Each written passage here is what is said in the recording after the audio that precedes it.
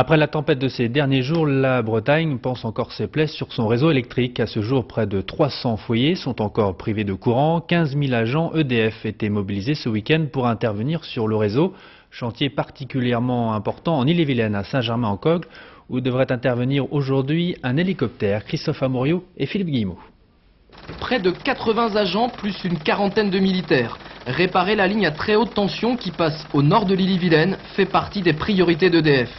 Pliés, couchés par le vent, 5 pylônes ont été touchés par la tempête du 26 décembre. Depuis, le courant ne passe plus et les équipes se relaient pour mettre sur pied une ligne de secours. Cette véritable autoroute électrique constitue un des maillons importants du réseau à l'échelle régionale et même nationale. Tant que nous n'avons pas rétabli cette liaison, au niveau de la Bretagne, nous ne pouvons pas sécuriser l'alimentation de la Bretagne, puisqu'elle repose pratiquement uniquement sur la production de Cordemais et sur l'énergie qui est acheminée depuis les centrales nucléaires de la Loire. Le chantier s'étend sur plusieurs kilomètres. Dans un premier temps, il a fallu acheminer et monter de nouveaux portiques. Il faut maintenant procéder au levage des structures.